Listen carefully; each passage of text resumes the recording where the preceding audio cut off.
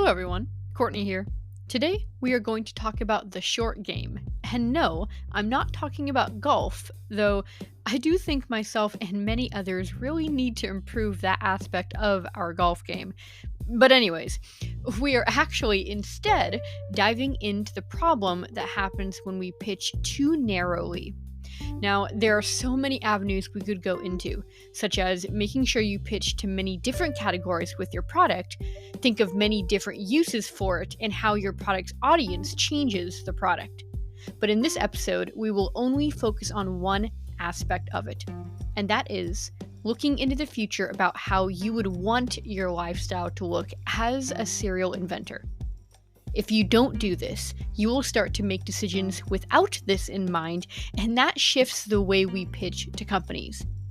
Now, it's okay to not want to be a serial inventor, but then you really shouldn't be listening to this podcast. But if you are, well, let's make that shift now so we don't make mistakes later. Welcome to episode number 32. Let's get into it.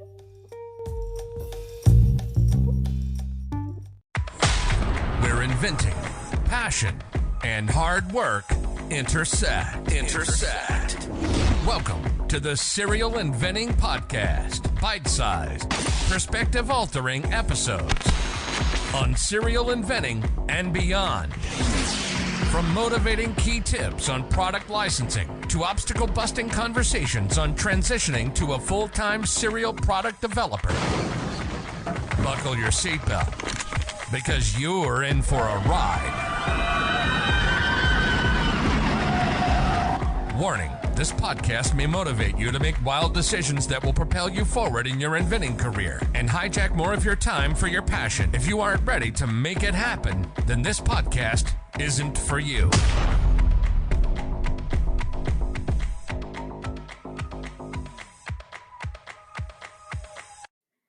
As you all know, I love definitions. So today, we will start with a few right off the bat for the word short-sighted. First, let's use the second definition of the Oxford English Dictionary. Short-sighted, lacking imagination or foresight. And the Collins Dictionary states that if you are short-sighted, you cannot see things properly when they are far away because there is something wrong with your eyes.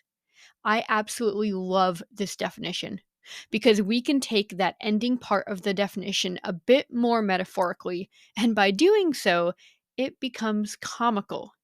There is something wrong with your eyes. Yes, when you are playing the long game, eventually wanting to be a serial inventor, being nearsighted about your goals and how you make decisions can really set you up for failure, and also a false understanding of the industry. You are nearsighted. You can see your immediate goal about getting a licensing deal with your current product crystal clear. But anything after that becomes a bit wishy-washy, because the same tactic you used to get the first licensing deal should be different than how you get the next ones. Now, let's pause here. How does that make sense, Courtney? What I did before was successful. But now you are saying to not repeat what made me successful the first time? And the answer is yes, that is correct. If you want to be a serial inventor, you should consider changing tactics. Because we want to game the system and get deals quicker. If it takes 2 years to get our first deal, do you want every deal to take years? Not if you want to be a full-time serial inventor. We should learn from our mistakes and become better product developers. How you run your very first race is probably not how you want to win the Olympics. As you get better, you must use better tactics. Surround yourself with better people. Take in new information. Just like philosopher Ralph Waldo Emerson said, "The mind, once stretched by a new idea, never returns to its original dimensions." And the second definition by the Collins Dictionary is, if someone is short-sighted about something, or if their ideas are short-sighted, they do not make proper or careful judgments about the future. Now, this definition has just incredible value to us as inventors. And we can utilize that definition, or shall I say, advice, in many different ways to help us. And stay with me here in this rabbit hole. This definitely led me to the term unthinking, which is to say that if you say that someone is unthinking, you are critical of them because you consider that they do not think carefully about the effects of their behavior. And now, this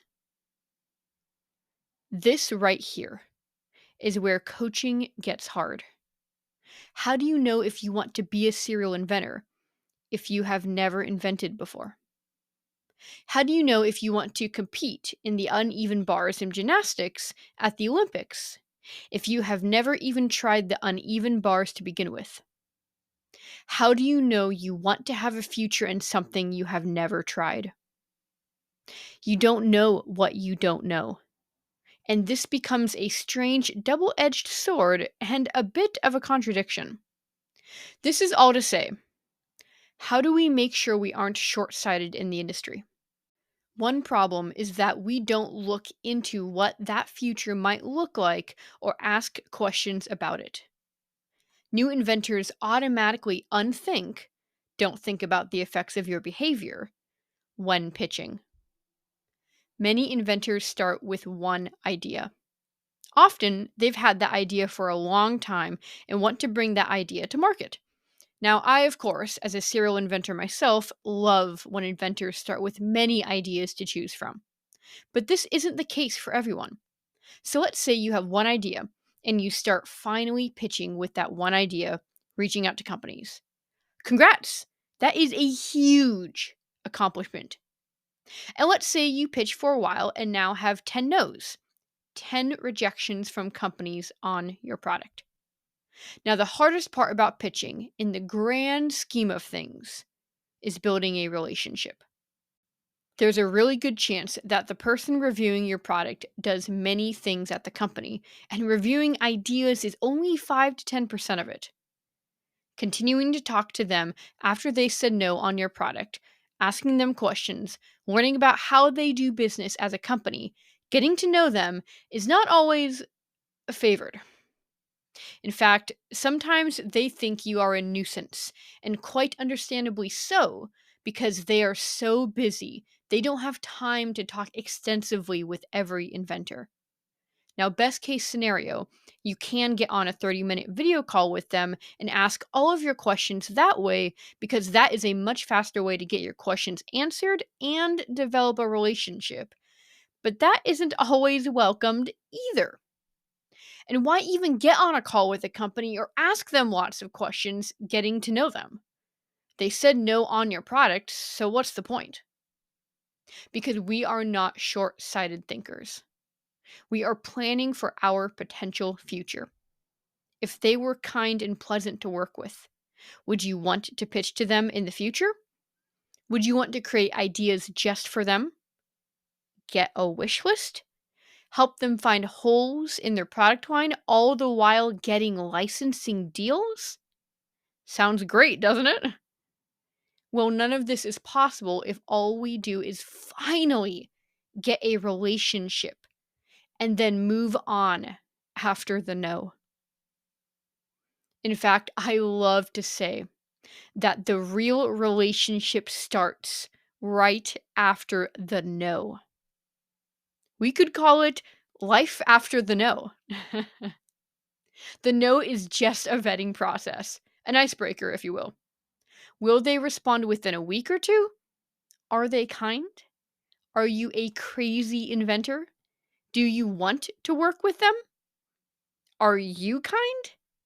All of these questions get answered starting when you first send them a message.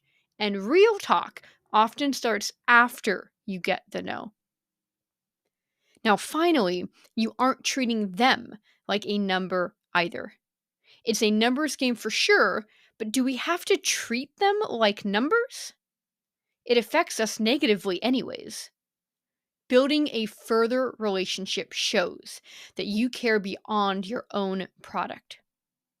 You are wanting to create a career or a long term passion. You care about them, and in time, it will show if you aren't short sighted. Remember, at the end of the day, you are building relationships with people, not companies. Now, you do always want to read the room, or shall I say, read between the words in the email. If they become cold, short, or seem to not want a relationship with you, do not push it. Some people would prefer a more transactional approach to their business communications. Please abide by and accept that from them, but also consider as well, maybe they really aren't that open to ideas either. There is a lot of psychology behind how people respond and communicate, and after all, you are kind of selling your services to them for a commission, a royalty. So be patient, have fun, and build relationships. If you think you might have a future as a serial inventor, let's think long term and not make decisions that are short sighted. You never know what might just happen. Oh, and while we're at it, if you do play golf, maybe work on your short game too, and I'll see you on the course. Thanks for tuning in and taking a few bites with me today. And remember, serial inventors don't make excuses, they make it happen. See you soon!